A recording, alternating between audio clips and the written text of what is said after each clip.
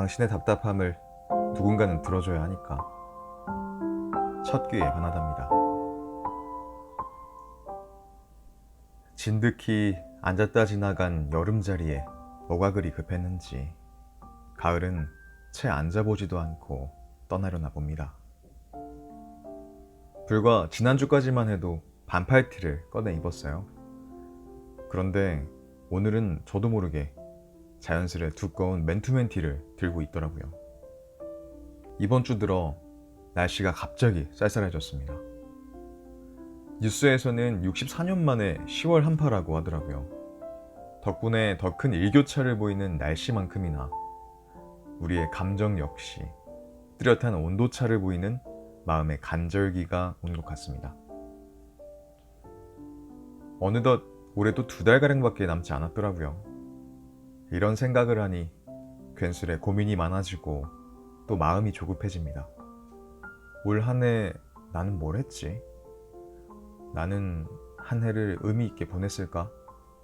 올해도 역시 해놓은 건 없는데 그냥 또 나이만 먹는구나 하는 생각에 마음이 싱숭생숭해집니다. 에휴, 이렇게 매년 똑같은데 변하지 않는 저도 참 좀 그렇네요. 감기에 걸려 몸살앓이를 하는 환절기처럼 마음도 역시 계절앓이를 겪는 이맘때 어떻게 마음을 달래주면 좀 기분이 나아질까요? 나무에 비유해보면 어떨까 하는데요. 나무는요, 열매를 맺고 단풍을 뿌리잖아요. 이렇게 한 해를 열심히 달려온 나무들은 지난날을 돌아보며 겨우내 몸과 마음을 비웁니다. 잘 맺은 열매도 그렇지 못한 열매에도 미련을 두지 않죠. 비울 때 비울 줄 알아야 성장을 하고 다음에 더 큰 열매를 맺을 수 있다는 걸 알고 있거든요. 만약 여러분 중 계절앓이를 하고 계신 분이 있다면 지난 시간에 대한 후회스러운 마음보단 나무처럼 남은 한 해를 잘 마무리하는 다짐이 필요하지 않을까 싶습니다. 그렇지만 제가 제일 좋아하는 가을이 이렇게 후다닥 지나가는 건 좀 아쉽네요. 당신의 하루는 어떠셨나요? 오늘의 이야기는 30대 초반 한 여성분의 하루입니다.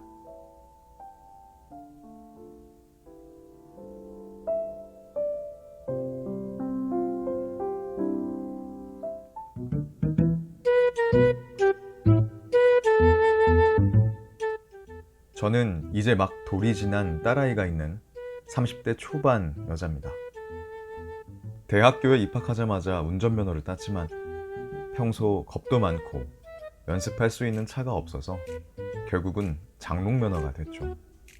그런데 출산하고 나서 아이를 위해서라도 운전을 할 줄 알아야 한다는 말에 바로 운전 연수를 받았습니다. 10회차 동안의 빡빡한 연수를 받은 뒤 솔직히 좀 무서웠지만 여기저기 차를 끌고 다니면서 운전에 익숙해지려 노력했죠. 그렇게 차를 끌고 다닌 지 6개월 정도 지나니 이제는 어느 정도 자신감도 생기더라고요. 그런데 그런 제게 남편은 지금이 제일 위험한 때라며 사고 나지 않게 항상 조심하라고 신신당부를 했습니다. 근데 솔직히 대수롭지 않게 여겼어요. 에이 설마 그러겠어? 괜찮겠지 하는 찰나 아니나 다를까 오늘 정말 큰 사고가 날 뻔했습니다. 아직도 그때를 생각하면 손이 떨리네요. 오늘 낮 딸아이의 성장 앨범을 찾기 위해 차를 끌고 스튜디오로 갔어요. 거기엔 대신 주차해 주시는 분이 계셨는데 앨범만 찾고 금방 나올 거라고 하자 그냥 길에다 잠시 세워두라고 하셨죠. 나름 멋지게 평행주차를 한 뒤 시동을 끄고 차에서 내려 스튜디오 건물 4층으로 올라갔습니다.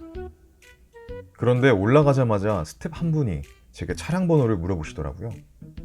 글쎄, 제 차가 지금 굴러가고 있다지 뭐예요.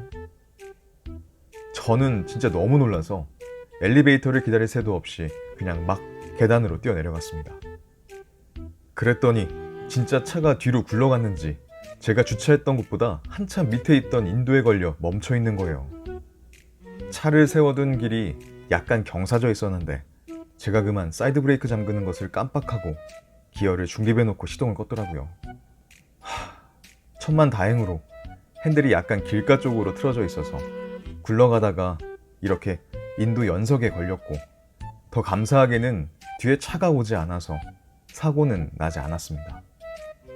항상 타고 내릴 때 사이드 브레이크부터 확인해야 한다고 남편이 늘 말했었는데, 그런 실수를 하고만 제가 너무나 어이가 없고 또 황당했습니다. 남편에게 말하니까 남편도 처음엔 깜짝 놀랐다가 나중에는 제 이마를 콩 쥐어박으며 그래도 안 다쳐서 다행이야 하고 웃더라고요.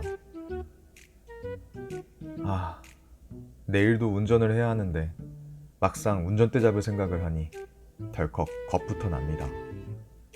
저로 인해서 큰 사고가 날 뻔한 게 너무나 아찔하고, 특히 딸아이가 카시트에 타고 있었다고 생각하면 온몸이 저릿저릿합니다. 제게 오늘 하루는 정말 심장이 덜컹 떨어질 뻔한 날이었어요. 한편으로는 더 큰 사고 없이 무사히 지나간 거에 정말 감사한 하루였기도 했습니다. 사실 어제까지만 해도 차량 뒤에 붙어있는 초보 운전 딱지를 떼려고 했었거든요. 근데 언감생심이라는 걸 알았습니다.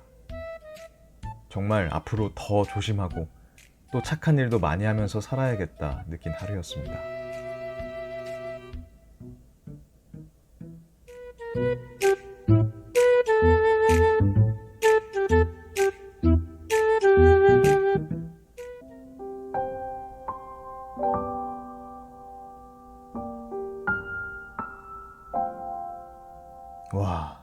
사연을 읽는 내내 저 역시도 가슴이 철렁했습니다. 정말 아찔하셨겠네요. 그래도 아무 일도 없었다고 하시니 진짜 천만다행입니다. 당신의 이야기를 들으니 저 역시 초보 운전이었을 때가 생각나네요. 스스로 운전 습득 속도가 남들보다 빠르다고 치부하며 건방지게 초보 운전 종이도 붙이지 않은 채 운전했던 기억이 납니다. 그러다가 결국 옆차선에 끼어들다 사고를 냈더랬죠. 참, 사람은 바보 같으면서도 재미있는 존재인 것 같습니다. 꼭 쓴맛을 봐야 알거든요.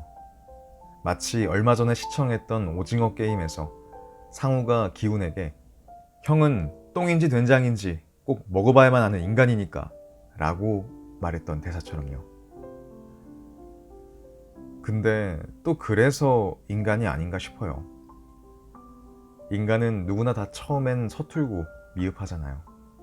그렇게 하나하나 겪어보고 아파하고 또 느끼면서 성장해가는 게 인간이겠죠.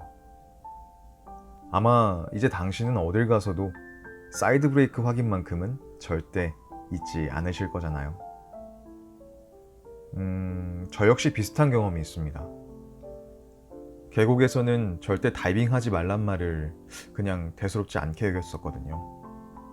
근데 그러다 같이 놀러갔던 친한 형이 다이빙하다 척추 손상을 입어 하반신 마비가 된 것을 본 이후부턴 절대 계곡에서 위험한 행동을 하지 않게 되었어요. 저도 그렇게 인생에 엄청난 교훈을 얻게 됐습니다. 물론 사고가 나지 않았다면 더 좋았겠지만요. 당신께 다행히 큰일이 일어나지 않았던 것은 하늘이 기회를 한 번 더 준 게 아닐까 합니다. 앞으로는 이런 실수를 하지 말라는 뜻의 교훈 말이죠. 다음에 또 똑같은 실수를 한다면 그때는 정말 그 어떠한 것도 장담할 수 없을지 모릅니다. 그러니 이번 교훈을 통해 다음부터는 반드시 그런 실수를 하지 않으시길 바랍니다. 살면서 비록 가슴 떨리고 너무나 감격스러운 일이 생기진 않더라도 부디 심장이 덜컹 내려앉는 일은 만들지 않았으면 좋겠습니다. 진짜 무탈한 것만큼 좋은 건 없는 것 같거든요. 오늘도 그리고 내일도 무탈하시길 바라면서 오늘 하루도 수고 많으셨어요. 당신의 이야기를 들려주셔서 고맙습니다.